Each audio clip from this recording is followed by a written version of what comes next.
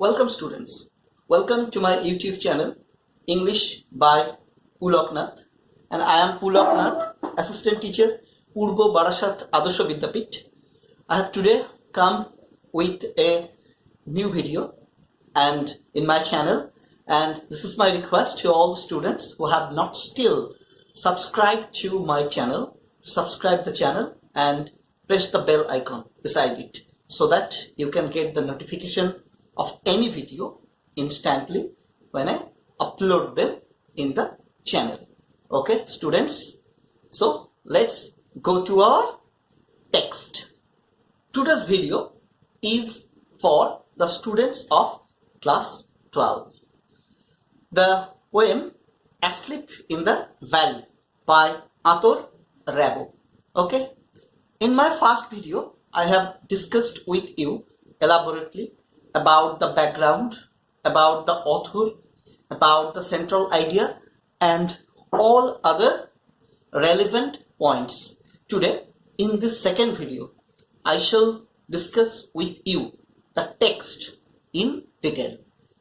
ঠিক আছে, আর কবিতাতে ঢোকার আগে দুটো কথা আরেকবার বলে নেওয়া, সেটা হচ্ছে আতর র্যাবোর এই কবিতাটা হচ্ছে একটা anti war poem. Anti war poem মানে হচ্ছে একটা যুদ্ধ বিরোধী কবিতা, যেখানে the poet Ator Rabo has poignantly shown the futility and absurdity of war.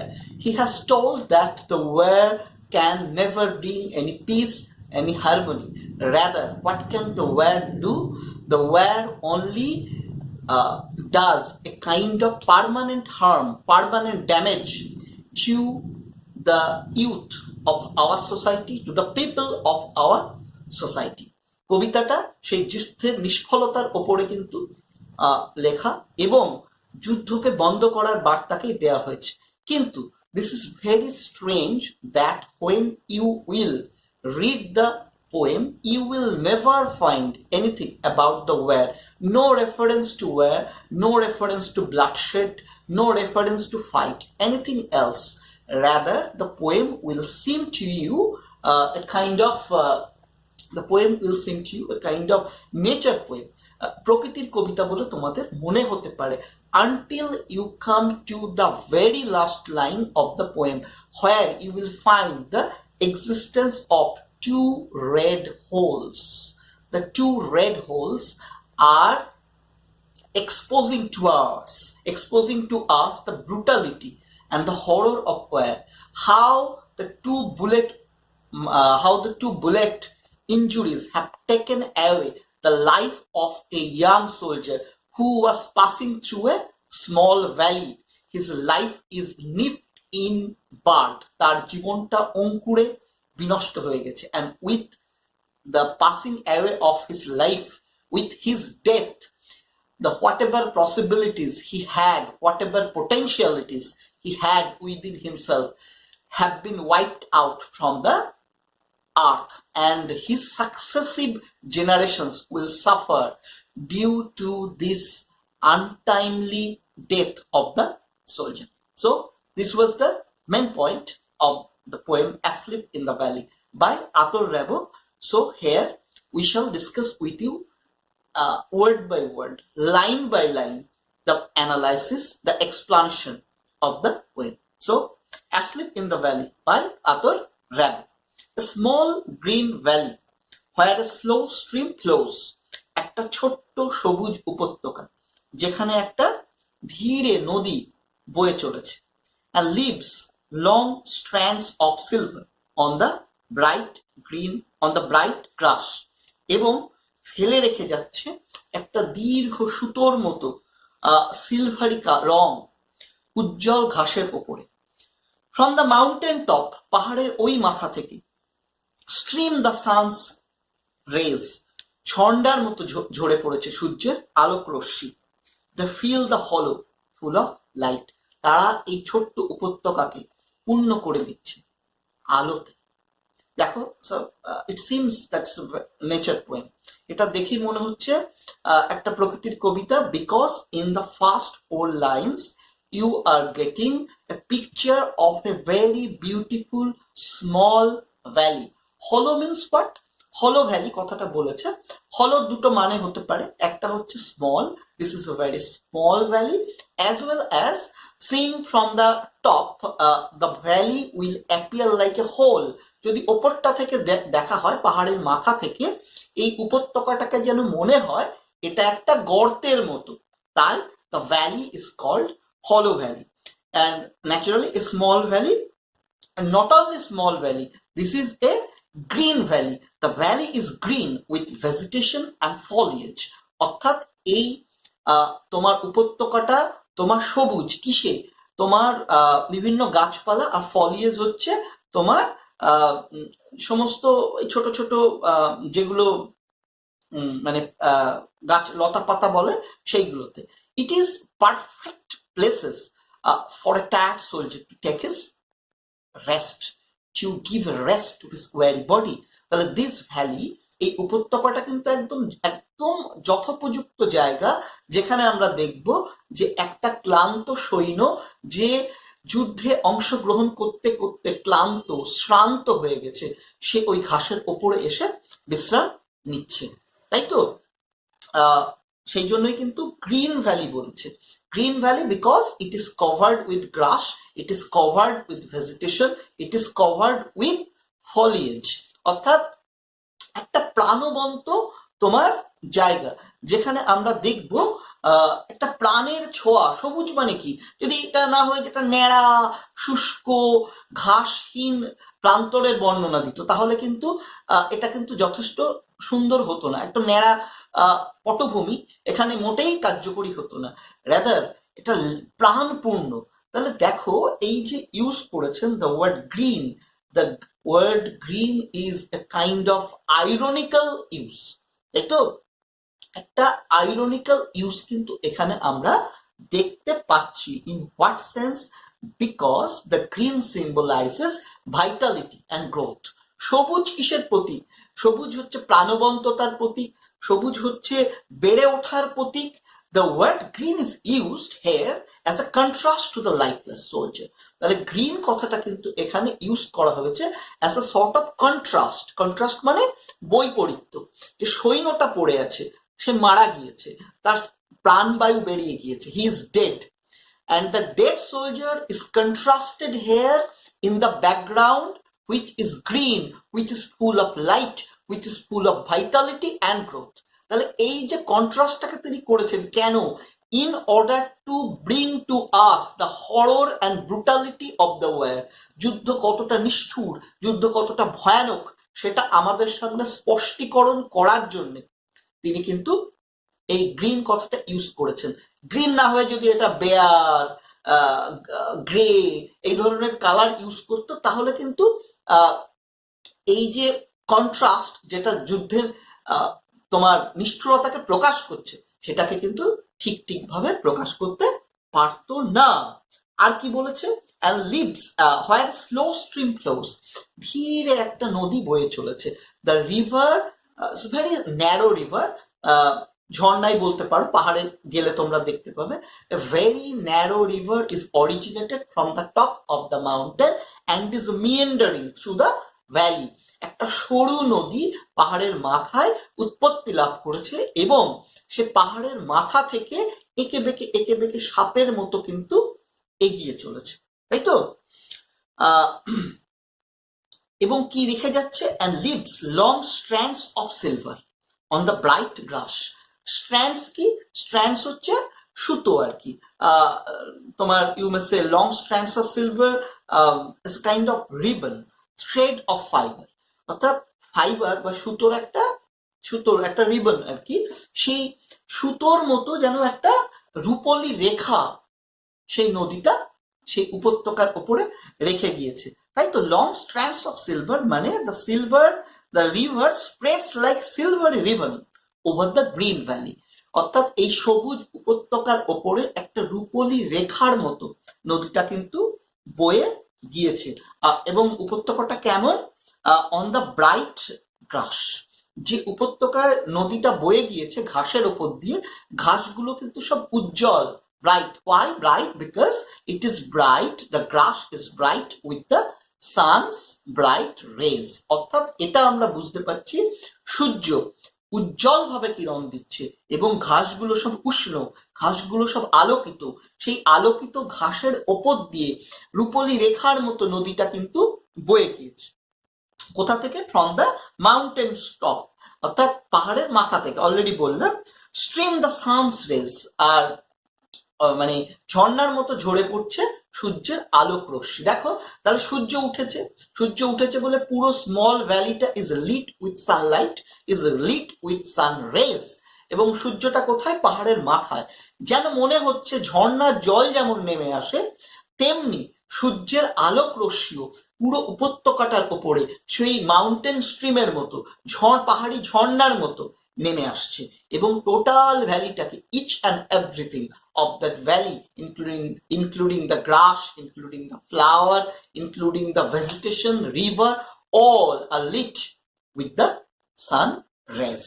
Okay, they fill the hollow full of light. আর সেই সূর্য রশ্মি যেগুলো নেমে আসছে পাহাড়ের মাথা থেকে, যেন কবির কল্পনায় মনে হচ্ছে সেটা সমগ্র ভ্যালিটাকে আলোকিত করছে। তাহলে this is the setting. You understand that in the first 4 lines, which you may call a quatrain, in the first 4 lines, the poet Atul Rabo has created the background of a valley.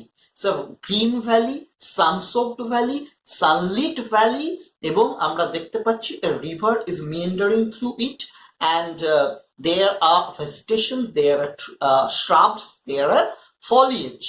Okay, তাহলে এরকম একটা, তাহলে just reading, if you read the first 4 lines, what will be your impression? যদি প্রথম 4টে line পড়ো, তোমার ইমপ্রেশনটা কি হবে? তোমার ইমপ্রেশনটা হবে এটা একটা সূর্যের আলোয় আলোকিত সুন্দর একটা উপত্যকার বর্ণনা। কিন্তু very soon you will find that the description of that sunlit valley, the description of that beautiful valley is beguiling, is deceiving, is in contrast to the cold and pale death.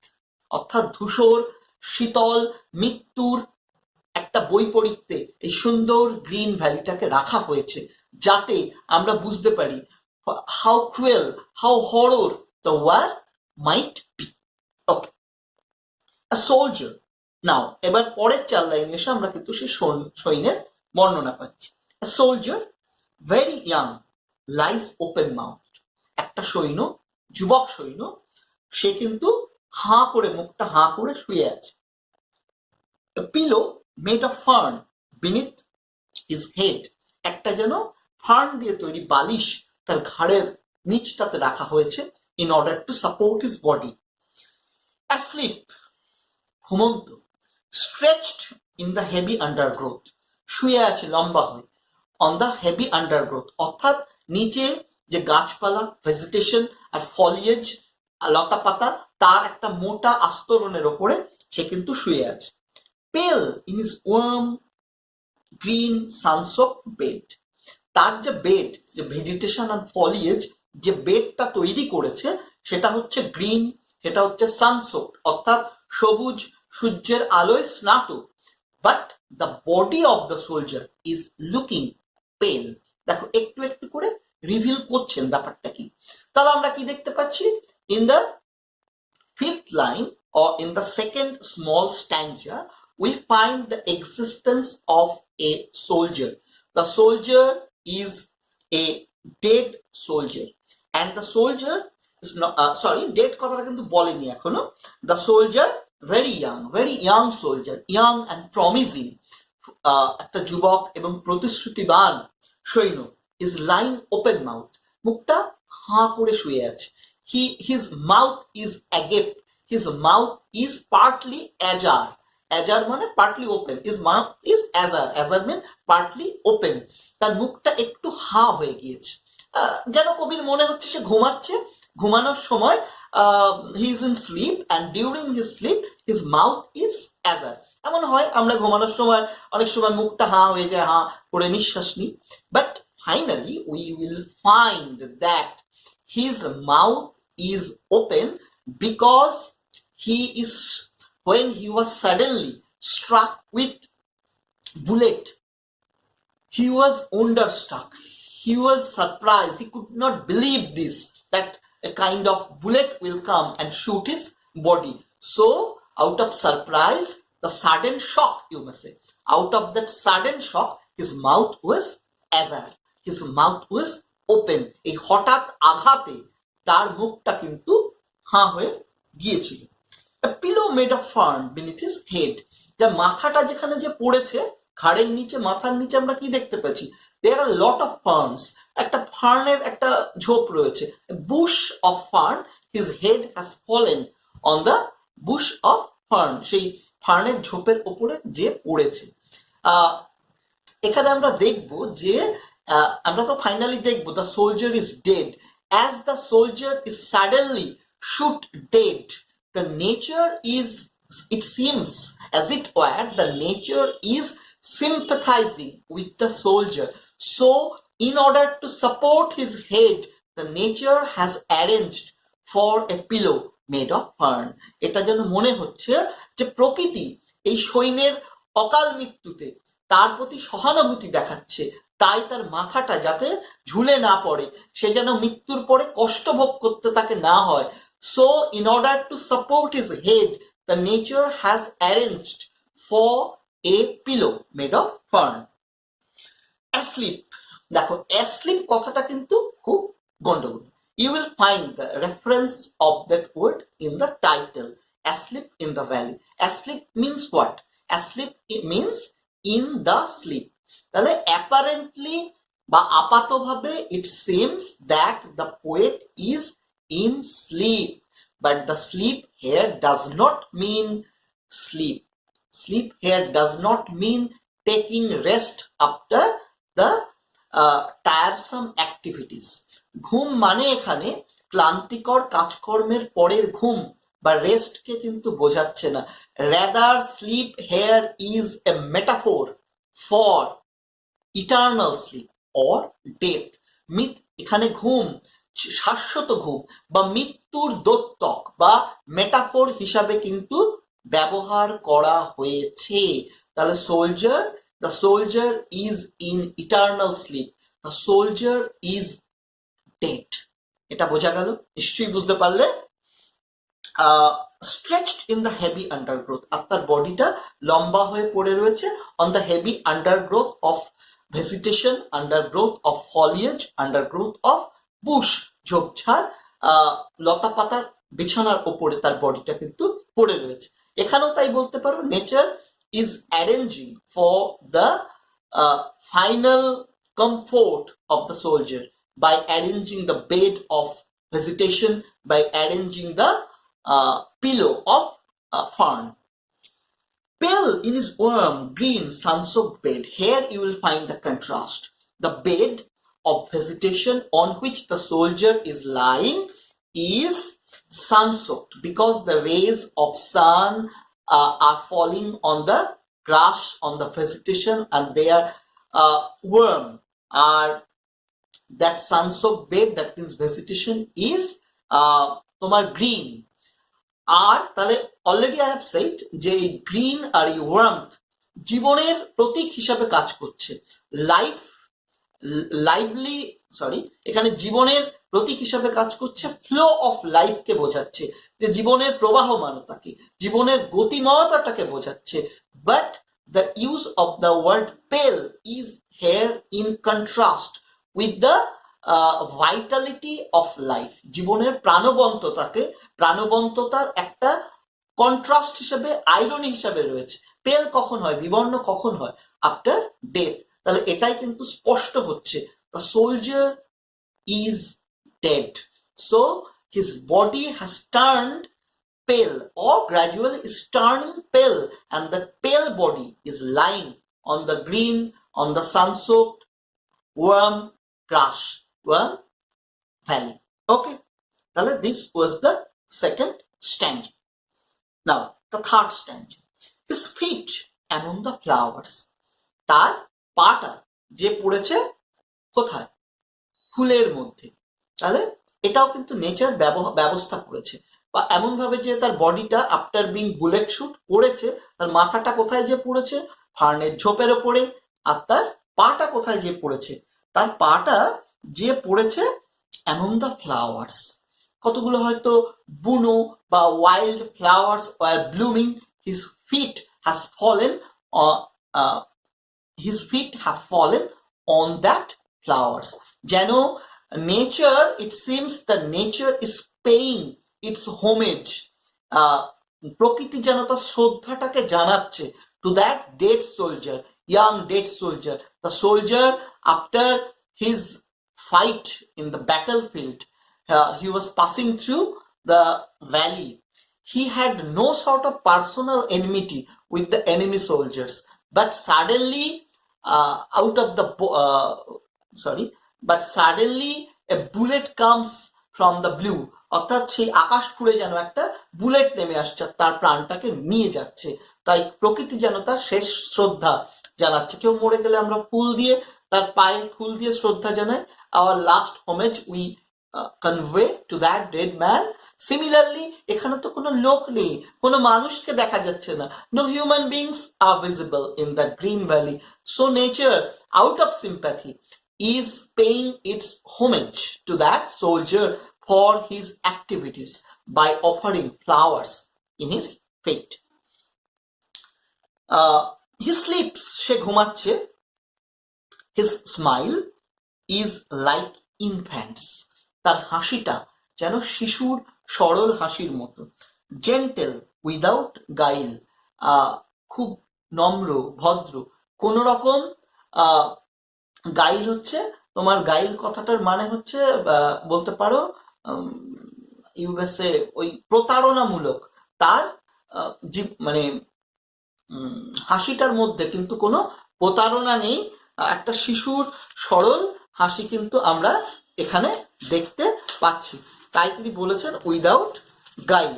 ওকে, দেখো guile হচ্ছে trickery, deceiving matter. Nature keep him warm, he may catch cold, হে প্রকৃতি তাকে উষ্ণ রাখো, তার ঠান্ডা লেগে যেতে পারে। তাহলে আমরা কি দেখছি, the feet of the soldier is among the flowers, the nature is showing its homage, আর তার হাসিটাকে হি স্লিপস, দেখো এখনো কিন্তু বলেননি কবি যে তিনি মারা গিয়েছেন, he sleeps, but you have to consider this sleep as a kind of eternal sleep, the metaphor of death, সে মৃত, সে ঘুমাচ্ছে যেন চিরনিদ্রায় শায়িত। His smile is like an infant's, দেখো এখানেও একটা কন্ট্রাস্ট কিন্তু কবি তৈরি করেছেন, in order to bring to us the brutality of war, the horror of war, যুদ্ধের নিষ্ফলতা, যুদ্ধের নিষ্ঠুরতাকে আমাদের সামনে তুলে ধরার জন্য। তার হাসিটা কেমন, শিশুর হাসির মতো, যখন একটা বাচ্চা হাসে সেটা কি একদম হেভেনলি ম্যাটার, তাই তো, স্বর্গীয় হাসি, সেই হাসির মধ্যে কোনো প্রতারণা, সেই হাসির মধ্যে কোনো ছলনা, কোনো কিছু আমরা কিন্তু খুঁজে পাই না, একটা নিষ্পাপ হাসি।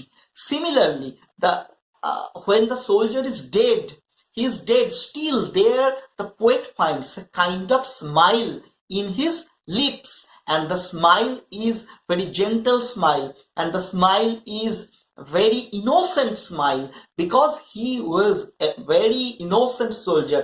He had no sort of personal enmity with the enemy soldiers. শত্রু সৈন্যের সাথে তার কোনো ব্যক্তিগত শত্রুতা ছিল না, রাষ্ট্র তাকে বাধ্য করেছে, রাষ্ট্র নেতারা তাকে বাধ্য করেছে in order to take part in the war and attack the enemies, তাই তো, দেশ এবং জাতি যুদ্ধবাজের নেতারা তারা কিন্তু বাধ্য করেছে এই সৈন্যটাকে যুদ্ধে অংশগ্রহণ করতে। সৈন্যের কিন্তু শত্রুদের সাথে কোনো ব্যক্তিগত শত্রুতা নেই, তাই তার মুখে শিশুর সরল হাসি, যেটা জেন্টেল উইদাউট গাইল, একদম ইনোসেন্ট স্মাইল, কোন রকম trickery you will not find in his smile. Nature keep him warm, he may catch cold, দেখো কবি এই ডেড সোলজারটাকে দেখে প্রকৃতিকে যেন রিকোয়েস্ট করছে, কবির যেন মনে হচ্ছে যে the soldier after the tiresome activities in the battlefield has escaped from the battlefield and is taking rest in that natural surrounding, এই প্রকৃতির সারাউন্ডিং এ সে কিন্তু যেন বিশ্রাম নিচ্ছে, he is taking rest in that open air in order two get some rest. But it seems to the poet as he is lying in the open air, he might catch cold. So the poet is requesting to the nature. কবি যেন প্রকৃতিকে অনুরোধ করছে, হে প্রকৃতি একটু তাকে উষ্ণ রাখো, otherwise he might catch cold. Okay, তাহলে আমরা কি দেখব যে স্টিল প্রকৃতিও যেন চেষ্টা করছে তার ব্রাইট সানরেজ দিয়ে এই সৈন্যটাকে উষ্ণ রাখতে, তাই তো। But we will find that the nature's attempt of keeping the soldier warm, প্রকৃতির যে প্রচেষ্টা সৈন্যটাকে উষ্ণ রাখা by the bright sunrays, turn into a futile one, turn into a fatuous one, একটা নিষ্ফল প্রচেষ্টায় পরিণত হচ্ছে, because the soldier is dead. Okay, তাহলে আর আমরা একদম শেষের দিকে পৌঁছে গিয়েছি। The humming insect don't disturb his rest, সেই গুনগুনরত পোকামাকড়রা যেন তার এই বিশ্রামকে ডিস্টার্ব না করে। হি স্লিপস ইন সানলাইট, সে সূর্যের আলোকে শুয়ে আছে। One hand on his breast, একটা হাত তার বুকের উপরে এসে পড়েছে। অ্যাট পিস, প্রশান্তিতে, শান্তিতে সে ঘুমাচ্ছে। দেখো এরপর হচ্ছে last line, that is shocking. In his side there are two red holes, আর তার পাশে আমরা কি দেখতে পাচ্ছি, দুটো লাল গর্ত আমরা খুঁজে পাচ্ছি। তাহলে কি হচ্ছে দেখো, the poet is also requesting the insects that were buzzing, that were humming beside the body of the soldier. It seems to the poet, by the buzzing sound of the insects, the sleep of the soldier might break. এই গুনগুন গুনগুন আওয়াজে পোকামাকড় গুলো সৈন্যের কি হতে পারে, সৈন্যের ঘুম ভেঙে যেতে পারে, সৈন্যের শান্তি বিঘ্নিত হতে পারে। So the poet is requesting the insects not to do that sort of buzzing sound because it might disturb the soldiers' rest. Okay, and the soldier is lying with one hand on his breast. একটা হাতকে তার বুকের উপরে রেখে কিন্তু সৈন্যটা ঘুমাচ্ছে, তাই তো। It seems that he is sleeping very calmly, খুব প্রশান্তিতে সে কিন্তু ঘুমাচ্ছে। His posture is that of undisturbed sleep. That posture of lying with one hand on his breast shows a kind of undisturbed sleep, অর্থাৎ বাধাহীন একটা ঘুমকে কিন্তু এখানে আমরা দেখতে পাচ্ছি। আর কি বলেছেন তিনি, his sleep is in sunlight, already বললাম, সূর্যের রশ্মির মধ্যেই ঘুমাচ্ছে। at peace, প্রশান্তিতে কিন্তু সে ঘুমাচ্ছে। the soldier sleep peacefully in this calm atmosphere, এই প্রশান্ত পরিবেশে সৈন্যটা খুব শান্তিতে ঘুমাচ্ছে। বাট এতক্ষণ পর্যন্ত একদম খেয়াল রাখবে, till the last line or the middle of the last line, you will find the description of a very calm, cool atmosphere, যেখানে it seems apparently that this is a kind of nature poem. কোথাও কিন্তু directly যুদ্ধের ভয়ানক brutal ব্যাপারগুলোকে আনা হয়নি। But the last part of the last line is making the whole description nullified, cancel. যে আমরা একদম শেষে এসে আমরা দেখব যে তোমার পুরো বর্ণনাটাই আমাদের কাছে কি হয়ে যাচ্ছে, পুরো বর্ণনাটাকেই আমাদের নস্যাৎ করে দেয়া হচ্ছে। দিয়ে আমরা কি দেখতে পাচ্ছি, we find two red holes at his side, সৈন্যের পাশে দুটো লাল গর্ত। What the two red holes suggest, this is a example of great irony. The two red holes here suggest bullet wound. তাহলে আমরা বুঝতে পারছি যে সৈন্যটা যখন maybe anyhow he was passing through that open valley, suddenly two bullets came from the part of the enemies and the two bullets just shoot his body and he was dead.